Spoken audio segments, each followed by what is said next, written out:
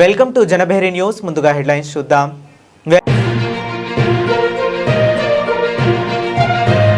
మోదీ సుదీర్ఘ మీటింగ్. పశ్చిమాసియా సంక్షోభం వల్ల ప్రజలకు ఇబ్బందులు రాకూడదని ప్రధాని దిశానిర్దేశం.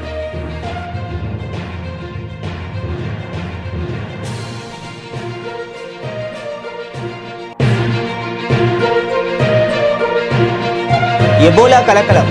భారత్ ఆఫ్రికా శిఖరాగ్ర సదస్సు వాయిదా. డిఆర్సీ ఉగాండాలో అంతర్జాతీయ హెల్త్ ఎమర్జెన్సీ.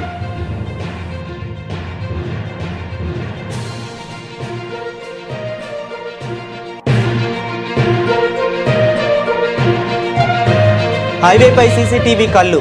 పాకిస్తాన్కు సైనిక రహస్యాల చేరవేత. ఒక నెట్వర్క్ బండారాన్ని బయటపెట్టిన పోలీసులు.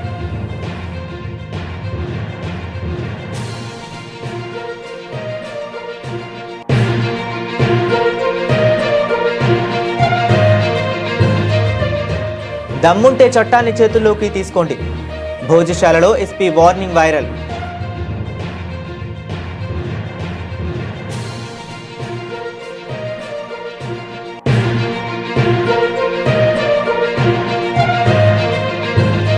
త్వరలో ప్రభాత భేరీ సామాజిక చైతన్య కార్యక్రమం.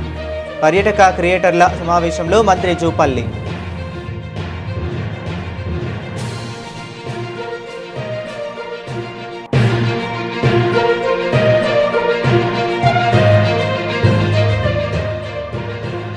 సెప్టెంబర్లోగా ప్రాజెక్టుల గ్రౌండింగ్.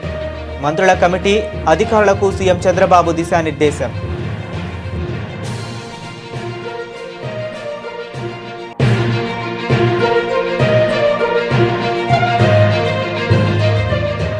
రేవంత్ రెడ్డికి భూదోపిడీ మీద ఉన్న శ్రద్ధ భూమిని నమ్ముకున్న రైతుల మీద లేదు. మాజీ మంత్రి కేటీఆర్ ధ్వజం.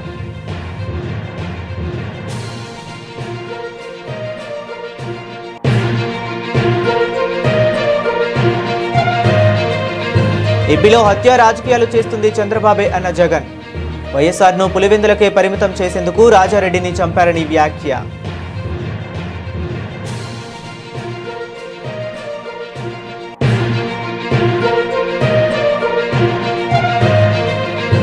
ప్రపంచంలోనే అత్యంత వేగంగా 7% వృద్ధి రేటుతో దూసుకుపోతున్న దేశం భారతదేశం. బీజేపీ రాష్ట్ర ఉపాధ్యక్షులు బూరా నర్సయ్య గౌడ్ వెల్లడి.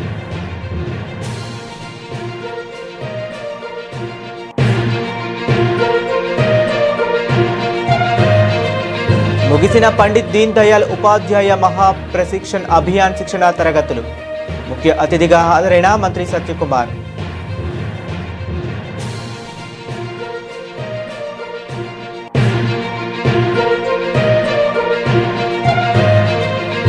వి హనుమంతరావును ప్రభుత్వ సలహాదారుగా బీసీ సంక్షేమ శాఖకు నియమించడం శుభ పరిణామం.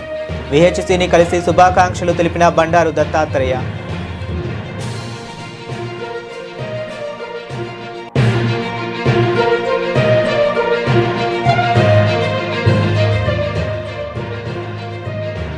పసిడికి బ్రేక్. పరుగులు పెడుతున్న వెండి, స్వల్పంగా తగ్గిన బంగారం ధర.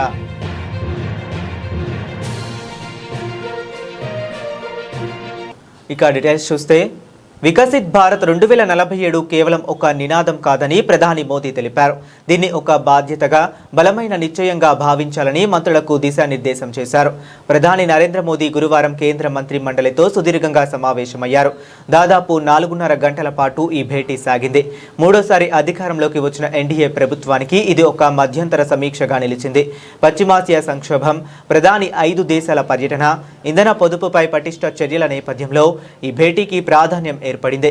కేంద్ర ప్రభుత్వం ఏదో కీలక నిర్ణయం తీసుకోనుందని జోరుగా ప్రచారం జరిగింది. ఈ సమావేశంలో పాలనా సంస్కరణలు, ప్రభుత్వ పనితీరుపై ప్రధానంగా చర్చించారు. 9కి పైగా మంత్రిత్వ శాఖలు తమ ప్రగతి నివేదికలను ప్రధానికి సమర్పించాయి. అలాగే నీతి ఆయోగ్, కేబినెట్ సెక్రటరీ కూడా భవిష్యత్తు ప్రణాళికలపై ప్రెజెంటేషన్లు ఇచ్చారు. ఫైళ్లను అత్యంత వేగంగా పరిష్కరించిన శాఖలను ఈ సందర్భంగా ప్రధాని ప్రత్యేకంగా అభినందించారు. ప్రభుత్వ నిర్ణయాలు వేగంగా అమలయ్యేలా చూడాలని దిశానిర్దేశం చేశారు. ప్రధాని మోదీ ఇటీవల 5 దేశాల పర్యటన విజయవంతం కావడంపై మంత్రులు ఆయనను సత్కరించారు. పశ్చిమ బెంగాల్ ఎన్నికల విజయాన్ని కూడా ప్రస్తావించారు. విదేశాంగ మంత్రి ఎస్ జయశంకర్ ఈ పర్యటన విశేషాలను వివరించారు. మరోవైపు పశ్చిమాసియా సంక్షోభం, దానివల్ల వచ్చే ఆర్థిక సవాళ్లపై మోదీ చర్చించారు. ఈ సంక్షోభం వల్ల దేశ ప్రజలకు ఎలాంటి ఇబ్బందులు రాకుండా చూడాలని ఆదేశించారు. రక్షణ మంత్రి రాజ్నాథ్ సింగ్ కొరియాలో, ఆరోగ్య మంత్రి జేపీ నడ్డా జెనీవాలో ఉన్నందున ఈ భేటీకి రాలేకపోయారు. ఆఫ్రికా ఖండంలోని కొన్ని దేశాల్లో ఎబోలా వైరస్ కలకలం రేపుతుండటంతో ఢిల్లీలో జరగాల్సిన 4వ భారత్ ఆఫ్రికా ఫోరం సమ్మిట్ వాయిదా పడింది. మే 28 నుంచి 31 వరకు జరగాల్సిన ఈ సదస్సును ప్రస్తుత ప్రజారోగ్య పరిస్థితుల దృష్ట్యా వాయిదా వేస్తున్నట్లు కేంద్ర విదేశాంగ మంత్రిత్వ శాఖ గురువారం ప్రకటించింది. Democratic republic of Congo, Uganda దేశాల్లో ఎబోలా వ్యాప్తి తీవ్రంగా ఉండడంతో ప్రపంచ ఆరోగ్య సంస్థ అంతర్జాతీయ హెల్త్ ఎమర్జెన్సీ ప్రకటించిన నేపథ్యంలో ఈ నిర్ణయం తీసుకున్నారు. ఆఫ్రికా కూటమితో చర్చించి నిర్ణయం సదస్సును వాయిదా వేసే ముందు భారత ప్రభుత్వం, African union chairperson, African union commission మధ్య సుదీర్ఘ చర్చలు జరిగాయి. ఆఫ్రికా దేశాల ప్రతినిధులు, కీలక నేతలు అందరూ పూర్తి స్థాయిలో హాజరయ్యేలా చూడడంతో పాటు ప్రజల ఆరోగ్యాన్ని దృష్టిలో ఉంచుకుని సదస్సును మరో తేదీకి మార్చడమే మంచిదని ఇరు పక్షాలు నిర్ణయించాయి. ఆఫ్రికాలో ఎబోలాను అదుపు చేయడానికి ఆఫ్రికా సిడిసి తీసుకుంటున్న చర్యలకు భారత్ తన పూర్తి సంఘీభావాన్ని, మద్దతును ప్రకటించింది. డబ్బుల కోసం భారతదేశ రహస్యాలను పాకిస్తాన్కు అమ్ముకుంటున్న ఓ వ్యక్తిని పంజాబ్ పోలీసులు అరెస్ట్ చేశారు. పఠాన్కోట ప్రాంతంలో భారత సైన్యం పారామిలిటరీ కదలికలకు సంబంధించిన సున్నితమైన సమాచారాన్ని పాకిస్తాన్లోని తన హ్యాండర్లతో పంచుకున్న ఒక అనుమానిత గూఢాచార నెట్వర్క్ను బండారాన్ని పోలీసులు బయటపెట్టారు. చెక్ ధారీవాల్ గ్రామానికి చెందిన బల్జిత్ సింగ్ అలియాస్ బిట్టు అనే వ్యక్తి ఈ దేశ ద్రోహానికి పాల్పడినట్లు పోలీసులు గుర్తించారు. అతడు భారత సైన్యం పారామిలిటరీ దళాల కదలికలపై నిఘా పెట్టేందుకు జాతీయ రహదారి 44లోని ఒక వంతెన సమీపంలోని దుకాణంలో సీసీటీవీ కెమెరాను ఏర్పాటు చేసినట్లు పోలీసులు గుర్తించారు. ఆ సీసీటీవీలోని సమాచారాన్ని పాకిస్తాన్కు పంపినట్లు సీనియర్ పోలీస్ అధికారి దల్జిందర్ సింగ్ ధిల్లాన్ తెలిపారు. देखो कल ਸਾਡੇ ਸੀਆਈਏ ਟੀਮ ਪਠਾਨਕੋਟ ਨੂੰ ਗੁਪਤ ਸੂਚਨਾ ਮਿਲੀ ਸੀ ਕਿ ਬਲਜੀਤ ਸਿੰਘ ਜਿਹੜਾ ਹੈਗਾ, ਬਲਜੀਤ ਸਿੰਘ ਬੀਤੂ ਆ, ਇਹ ਪਿੰਡ ਧਾਰੀਵਾਲ ਚੱਕ ਦਾ ਰਹਿਣ ਵਾਲਾ ਆ। ਧਾਰੀਵਾਲ ਚੱਕ ਪੁਲਿਸ ਸਟੇਸ਼ਨ ਸਦਰ ਦੇ ਵਿੱਚ ਆਉਂਦਾ ਹੈਗਾ। ਉਹ ਤੇ ਉਹਦੇ 3 ਸਾਥੀ ਜਿਹੜੇ ਹੈਗੇ ਆ, ਇਹ ਪਠਾਨਕੋਟ ਵਿੱਚ ਜਿਹੜਾ ਨੈਸ਼ਨਲ ਹਾਈਵੇ 44 ਆ, ਜਿਹੜਾ ਕਿ ਪਠਾਨਕੋਟ ਤੋਂ ਜੰਮੂ ਨੂੰ ਜਾ ਰਿਹਾ, ਉਹਦੇ ਰਸਤੇ ਵਿੱਚ ਸੁਜਾਨਪੁਰ ਦਾ ਜਿਹੜਾ ਅੱਡਾ ਆਉਂਦਾ, ਉਸ ਅੱਡੇ ਦੇ ਉੱਤੇ ਇਹਨਾਂ ਨੇ ਜਸੂਸੀ ਕਰਨ ਵਾਸਤੇ ਕੈਮਰੇ ਲਗਾਏ ਸੀ। ਇਹ ਸੰਵੇਦਨਸ਼ੀਲ ਜਗ੍ਹਾ ਹੈਗੀ ਆ, ਇੱਥੋਂ ਹਰ ਤਰ੍ਹਾਂ ਦੀ ਜਿਹੜੀ ਮੂਵਮੈਂਟ ਕੈਚ ਕਰਨ ਵਾਸਤੇ ਜਿਹੜੇ ਕੈਮਰੇ ਲਗਾਏ ਗਏ ਸੀਗੇ ਤੇ ਇਹਨੂੰ ਕੱਲ ਗ੍ਰਿਫਤਾਰ ਕੀਤਾ ਗਿਆ। ਇਹਦੀ ਜਿਹੜੀ ਹੈਗੀ ਸਖਤੀ ਨਾਲ ਪੁੱਛਗਿੱਛ ਕੀਤੀ ਗਈ। ਪੁੱਛਗਿੱਛ ਉਪਰੰਤ ਜਿਹੜੀ ਹੈਗੀ ਆ ਉਸ ਜਗ੍ਹਾ ਦੀ ਨਿਸ਼ਾਨਦੇਹੀ ਕੀਤੀ ਗਈ ਔਰ ਉਸ ਜਗ੍ਹਾ ਤੋਂ ਜਿਹੜੇ ਸਟੈਂਡ ਲੋਨ ਇੰਟਰਨੈਟ ਬੇਸਡ ਆ ਉਹ ਕੈਮਰੇ ਜਿਹੜੇ ਹੈਗੇ ਆ ਪੁਲਿਸ ਨੇ ਰਿਕਵਰ ਕਰ ਲਏ ਆ। ਇਹਦੇ ਵਿੱਚ ਇਹਦੇ ਪਿੱਛੇ 3 ਸਾਥੀ ਹੋਰ ਆ। ਇਹਦੇ ਇੱਕ ਲੌਜਿਸਟਿਕਸ ਪ੍ਰੋਵਾਈਡ ਕਰਵਾ ਰਿਹਾ ਲੋਕਲ ਤੇ 2 ਜਿਹੜੇ ਹੈਗੇ ਆ ਉਹ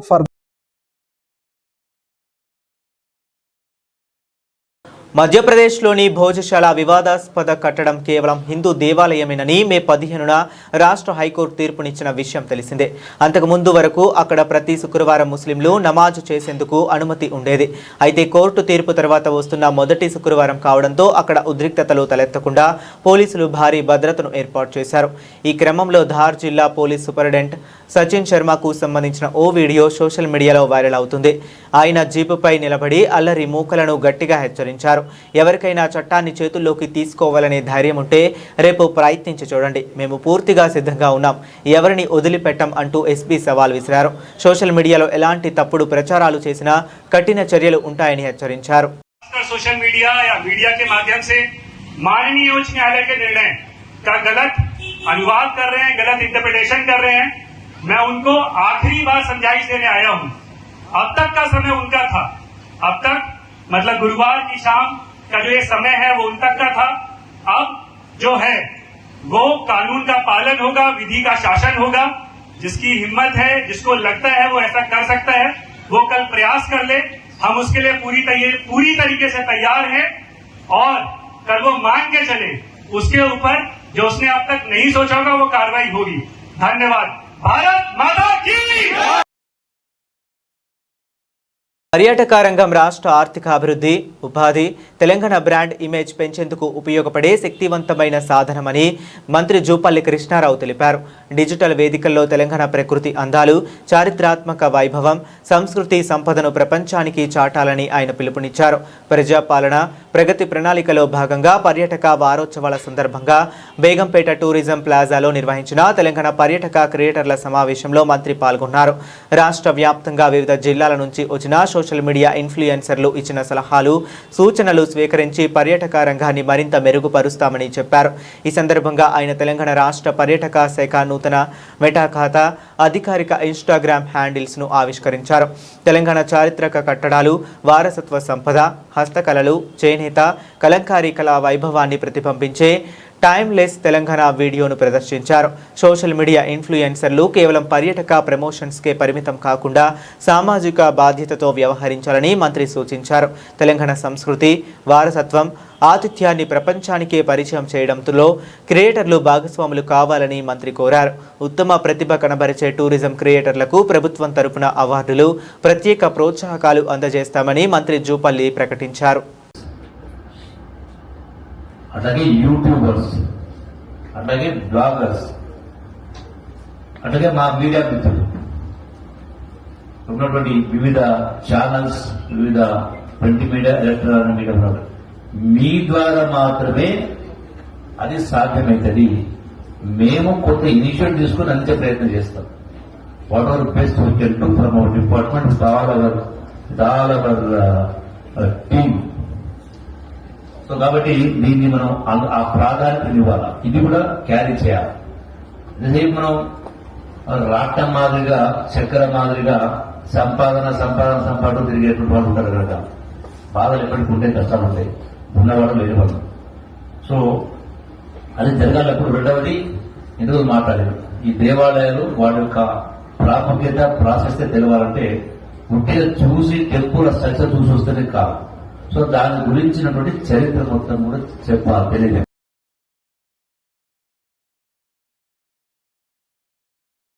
రాష్ట్రంలో ఆమోదం పొందిన ప్రాజెక్టులను ఈ ఏడాది సెప్టెంబర్లోగా గ్రౌండింగ్ చేయాలని సీఎం చంద్రబాబు ఆదేశించారు. 2028 డిసెంబర్ నాటికి ఆయా సంస్థల కార్యాలయాలను ప్రారంభించాల్సిందేనని స్పష్టం చేశారు.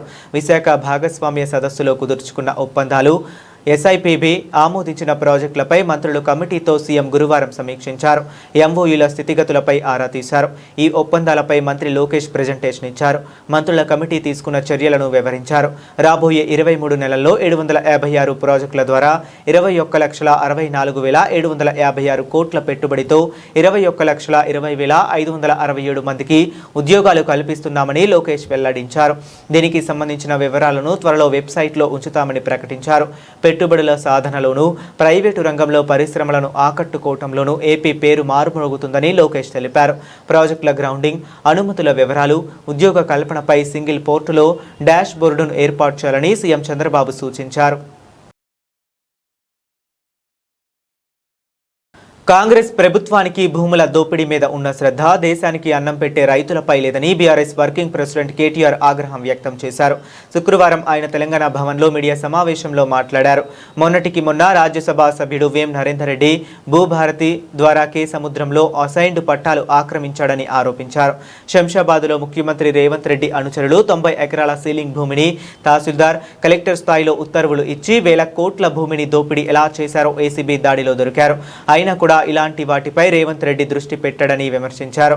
ధాన్యం కొనుగోళ్లు చేపట్టక రైతులు పిట్టలా రాలిపోతున్నా ప్రభుత్వానికి పట్టడం లేదని ఆవేదన వ్యక్తం చేశారు. సీఎం ధాన్యం కొనుగోళ్లపై చేపట్టిన సమీక్ష తీవ్ర నిరాశకు గురి చేసిందన్నారు. డబ్బు సంచుల మీద ఉన్న శ్రద్ధ ధాన్యం సంచుల సేకరణలో లేదని మండిపడ్డారు. మీరు భూముల మీద పెట్టే శ్రద్ధ, భూ దోపిడీ మీద పెట్టే శ్రద్ధ, భూహారతి ఏదైతే తెచ్చారో ఆ భూహారతి ద్వారా స్వాహా చేస్తున్న కార్యక్రమం వేం నరేందర్ రెడ్డి గారు నిన్నగాక మొన్న మా సోదరుడు మన్నే క్రిషాంక్ బయటపెట్టినాడు. ఎట్లా కే సముద్రం మండలంలో అసైన్డ్ పట్టాలను రాయించుకున్నాడు, భూహారతి ద్వారా ఎట్లా స్వాహా చేసినాడు మా సోదరుడు బయటపెట్టాడు. నిన్న శంషాబాద్లో ఎంఆర్ఓ గారి కార్యాలయం మీద ఏసీబీ రైడ్ అయితే అక్కడ కూడా జరిగిన భూదోపిడి. ముఖ్యమంత్రి గారి అనుచరుడు 90 ఎకరాల సీలింగ్ భూమిని ఎంఆర్ఓ స్థాయిలో, కలెక్టర్ స్థాయిలోనే ఉత్తర్వులు ఇచ్చేసి ఉత్తర్వులు కూడా ఉన్నాయి, కావాలంటే మీకు ఇస్తాను. దోపిడీ ఎట్లా చేశారు, 1000 కోట్ల విలువైన భూమిని నిన్ననే ఏసీబీ రైడ్లో దొరికినారు. వీటి మీద ముఖ్యమంత్రి గారి దగ్గర సమాధానం ఉండదు. వాటి మీద ఉన్న శ్రద్ధ, వాటి మీద ఉన్న ఆసక్తి, భూ కొనుగోళ్ళు, భూ దందాల మీద ఉన్న శ్రద్ధ భూమిని నమ్ముకున్న రైతు మీద నీకు లేదు. ఇది వాస్తవం. ఉంటే పరిస్థితి ఇట్లా ఉండదు. అందుకే నేననేది ఉత్తమ్ కుమార్ రెడ్డి ముఖ్యమంత్రి గారిని, కాంగ్రెస్ పార్టీ నాయకులను ఒకటే అడుగుతున్నా, ప్లేస్ మీరు డిసైడ్ చేయండి, ఏ ఊరు మీరు డిసైడ్ చేయండి, మేము వస్తాం, మా నాయకులందరం వస్తాం. ఏ సెంటర్ కన్నా పోదాం రాష్ట్రంలో. మీరు కొడంగల్ నియోజకవర్గంలోని ఏ సెంటర్ అయినా మేము రెడీ. ఎక్కడన్నా కూడా మీరు చెప్పినట్టు 80% కొనుగోలు జరిగినాయని మీరు రుజువు చేస్తే ఏ శిక్షకైనా మేము సిద్ధం ముఖ్యమంత్రి గారని నేను విజ్ఞప్తి చేస్తా ఉన్నాను. దయచేసి భేషజానికి పోకండి. అనవసరంగా ఏదో డైలాగులతో, పెద్ద పెద్ద మాటలతో. ఇంకా ఎలక్షన్లు చాలా దూరం ఉన్నాయి, ఇంకా 2.5 ఏళ్ళు ఉంది. ఇప్పటి నుంచే ఎందుకు ప్రతిదానికి రాజకీయం? దయచేసి భేషజానికి పోకుండా, అహంభావానికి పోకుండా, మేము చెప్తున్నాం కదా వీళ్ళెవరు చెప్పడానికని అనవసరపు దీనికి పోకుండా, బ్రోకర్ల పాలవుతున్న ధాన్యాన్ని, మధ్య దళారులు ఏదైతే ఇవాళ గవర్నమెంట్ కొంటలేదు కాబట్టి దళారులకు అమ్ముకునే దుస్థితి ఏదైతే ఆంధ్రప్రదేశ్ రాజకీయాల్లో శవ రాజకీయాలు, హత్య రాజకీయాలు చేస్తుంది చంద్రబాబేనని వైసీపీ అధినేత జగన్ ఆరోపించారు. రాష్ట్రంలో ఎవరిది గొడ్డలి పార్టీ, ఎవరిది గన్ కల్చర్, ఎవరివి కుట్ర రాజకీయాలు అనే అంశాలపై చంద్రబాబు సమాధానం చెప్పాలని ఆయన డిమాండ్ చేశారు. హత్య రాజకీయాలకు తమదే అతిపెద్ద బాధిత కుటుంబం అని జగన్ పేర్కొన్నారు. తమ కుటుంబంలో 3 కీలక వ్యక్తులు బలయ్యారంటూ ఆయన పలు సంచలన విషయాలను ప్రస్తావించారు. 1999 ఎన్నికలకు ఏడాది ముందు చంద్రబాబు సీఎంగా ఉన్నప్పుడే తన తాత రాజారెడ్డి హత్యకు గురయ్యారని, తన తాతను చంపింది టీడీపీ కాదా అని ప్రశ్నించారు. అసెంబ్లీలో నువ్వు సభకు ఎలా వస్తావో చూస్తామని వైఎస్ రాజశేఖర రెడ్డిని ఉద్దేశించి చంద్రబాబు అన్న క్లిప్పింగ్లు ఇప్పటికీ ఉన్నాయని, ఆ మాట అన్న 4 రోజులకే వైఎస్ఆర్ ప్రమాదంలో చనిపోయారని జగన్ గుర్తు చేశారు. వైఎస్ వివేకానందరెడ్డి హత్య కేసులో తానే చంపానని టీవీ లైవ్ షోలలో ఒప్పుకున్న దస్తగిరి అనే వ్యక్తి ఇవాళ పోలీసుల అండతో స్వేచ్ఛగా తిరుగుతున్నాడని, చంద్రబాబుకు దస్తగిరికి ఒకే లాయర్ వాదిస్తున్నారని, దీని వెనుక ఎవరి క్రిమినల్ బ్రెయిన్ ఉందో ప్రజలు ఆలోచించాలన్నారు. అసలు చంద్రబాబు నాయుడు గారిని అసలు అయ్యా చంద్రబాబు అసలు ఎవరిదయ్యా గొడ్డలి పార్టీ అని చంద్రబాబుని సీరియస్గా క్వశ్చన్ చేస్తా ఉన్నా. ఎవరిదయ్యా గొడ్డలి పార్టీ, ఎవరిదయ్యా గన్ కల్చర్, ఎవరిదయ్యా హత్యా రాజకీయాలు, ఎవరిది హత్యా రాజకీయాల సంస్కృతి అని అడుగుతా ఉన్నా. ఇదే చంద్రబాబు నాయుడు గారిని సూటిగా, మా కుటుంబంలో ముగ్గురు, మా తాతగారు, మా నాన్నగారు, మా చిన్నాన్నగారు, 3 బలైపోయారు. మేం బాధితులం.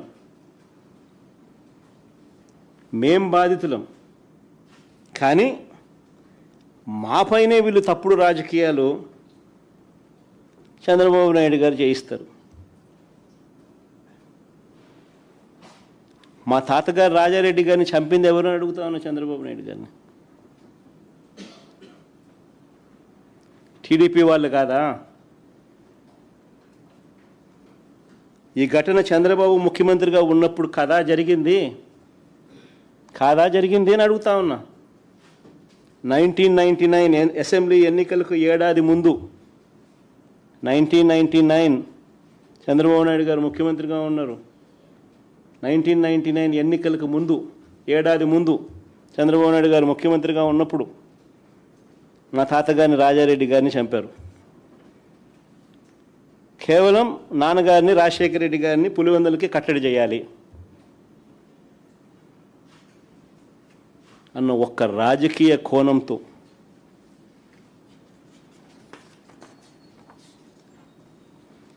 ఆ కేసులో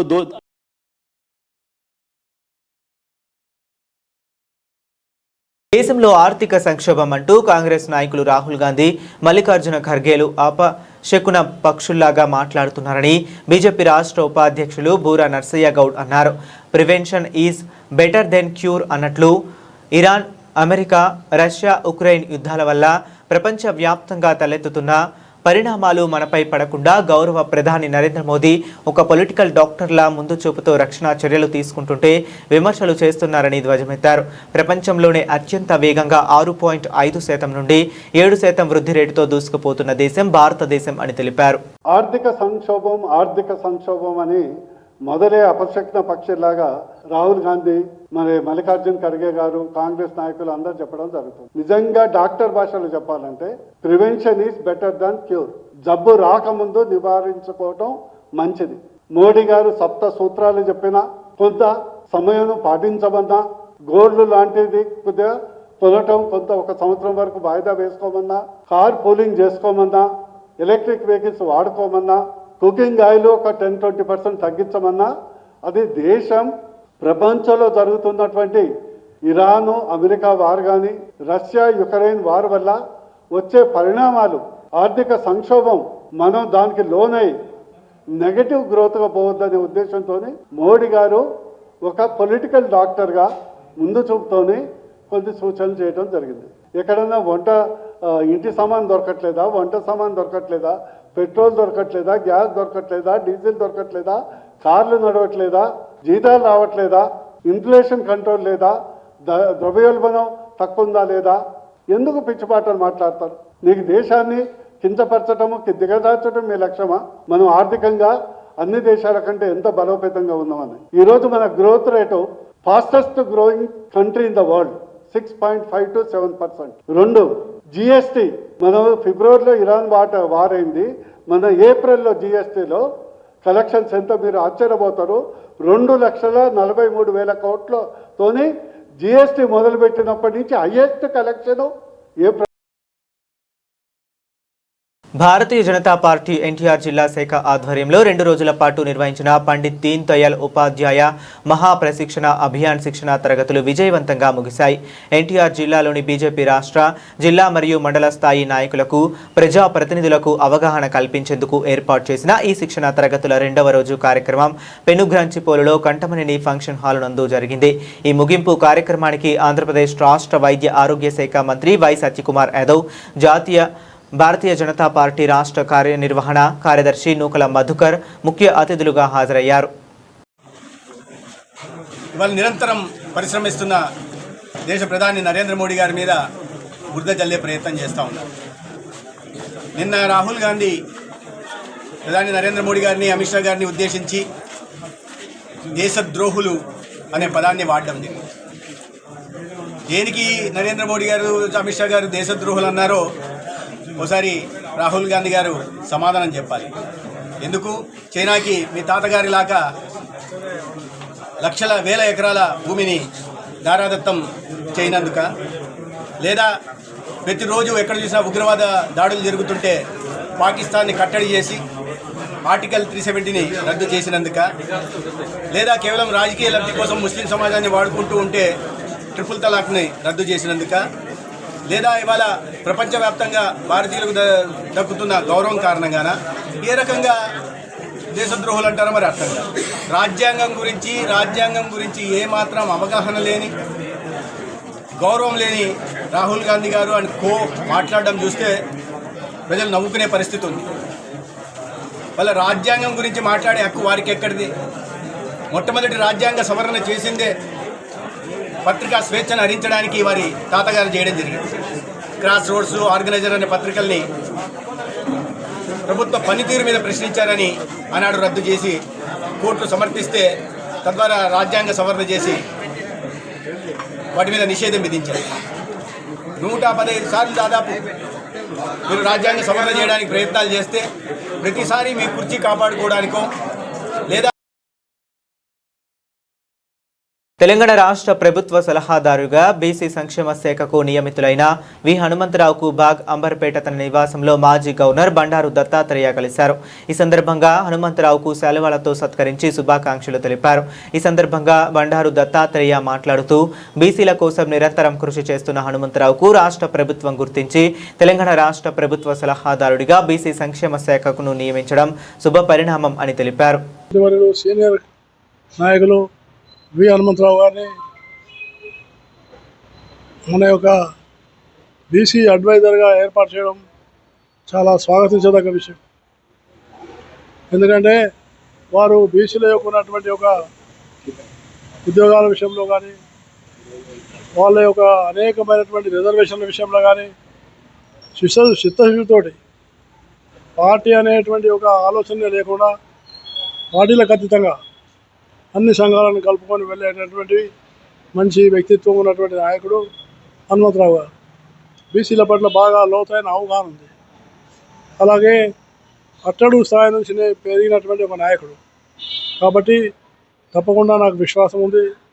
బీసీలకు తప్పకుండా తెలంగాణలో న్యాయం జరుగుతుందని, రిజర్వేషన్ల విషయంలో కానీ ఉద్యోగాల విషయంలో కానీ తప్పకుండా హనుమంతరావు గారు ఆయనకు ఉన్నటువంటి ఒక చైతన్య స్ఫూర్తితోటి ఆయన ముందుకు. గత కొన్ని రోజులుగా వరుసగా పెరుగుతూ వచ్చిన బంగారం ధరలకు శుక్రవారం స్వల్పంగా బ్రేక్ పడింది. పసిడి ధర కాస్త తగ్గడంతో కొనుగోలు ధరలకు కొద్దిగా ఊరట లభించింది. అయితే వెండి ధర మాత్రం తన పరుగును కొనసాగిస్తూ మరోసారి భారీగా పెరిగింది. గుడ్ రిటర్న్స్ వెబ్సైట్ ప్రకారం ఈరోజు ఉదయం 10:30 సమయానికి హైదరాబాద్ మార్కెట్లో 24 క్యారెట్ల 10 గ్రాముల బంగారం ధర 440 తగ్గి 1,59,490 వద్ద స్థిరపడింది. అలాగే 22 క్యారెట్ల ఆభరణాలు బంగారం ధర 10 గ్రాములకు 400 తగ్గి 1,46,200కు చేరింది. మరోవైపు కిలో వెండి ధర నిన్నటితో పోలిస్తే ఏకంగా 5,000కు పెరిగి 2,95,000కు చేరుకుంది. విజయవాడలో కూడా దాదాపు ఇవే ధరలు కొనసాగుతున్నాయి. దేశంలోని ఇతర ప్రధాన నగరాల్లో ధరలను పరిశీలిస్తే చెన్నైలో 24 క్యారెట్ల బంగారం ధర 1,61,240గా ఉండగా ముంబైలో 1,59,490 ఉంది. దేశ రాజధాని ఢిల్లీలో 24 క్యారెట్ల బంగారం ధర 1,59,640 వద్ద ట్రేడ్ అవుతుంది. దేశవ్యాప్తంగా వెండి ధరలు కిలోకు 2.85 లక్షల నుంచి 2.95 లక్షల మధ్య పలుకుతున్నాయి.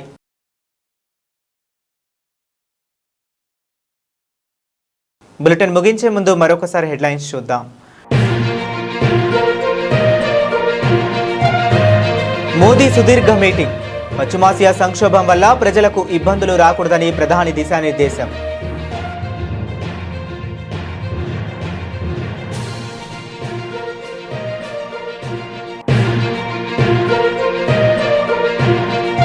ఎబోలా కలకలం. భారత్ ఆఫ్రికా శిఖరాగ్ర సదస్సు వాయిదా. డిఆర్సీ ఉగాండాలో అంతర్జాతీయ హెల్త్ ఎమర్జెన్సీ.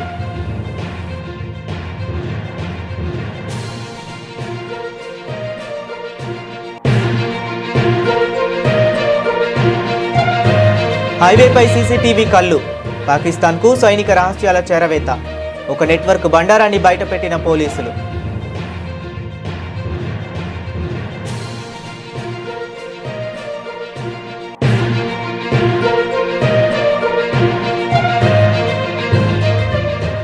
దమ్ముంటే చట్టాన్ని చేతుల్లోకి తీసుకోండి. భోజశాలలో ఎస్పీ వార్నింగ్ వైరల్.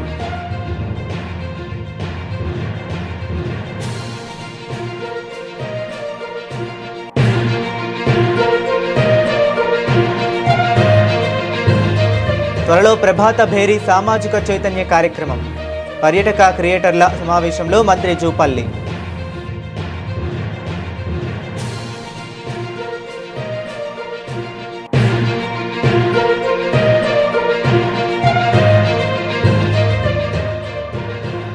సెప్టెంబర్లోగా ప్రాజెక్టుల గ్రౌండింగ్. మంత్రుల కమిటీ అధికారులకు సీఎం చంద్రబాబు దిశానిర్దేశం.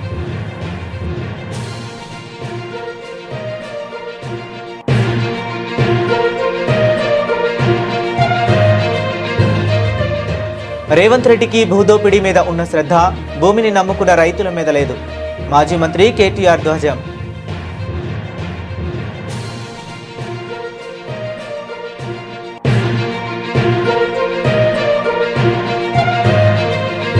ఏపీలో హత్య రాజకీయాలు చేస్తుంది చంద్రబాబే అన్న జగన్. వైఎస్ఆర్ను పులివెందులకే పరిమితం చేసేందుకు రాజారెడ్డిని చంపారని వ్యాఖ్య.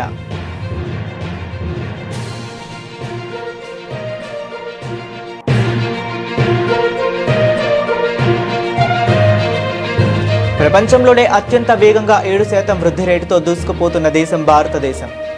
బీజేపీ రాష్ట్ర ఉపాధ్యక్షులు బూరా నర్సయ్య గౌడ్ వెల్లడి.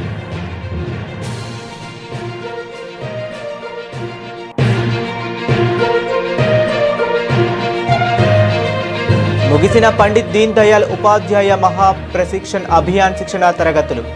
ముఖ్య అతిథిగా హాజరైన మంత్రి సత్యకుమార్.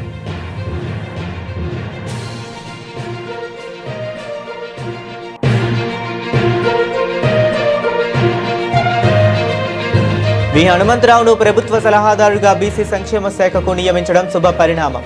విహెచ్సిని కలిసి శుభాకాంక్షలు తెలిపిన బండారు దత్తాత్రేయ.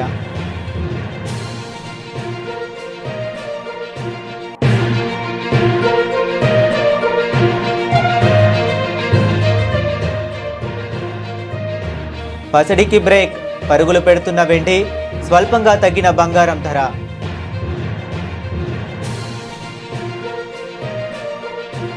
ఇవి ఇప్పటి వరకు ఉన్న అప్డేట్స్. మరిన్ని అప్డేట్స్ కోసం కీప్ వాచింగ్.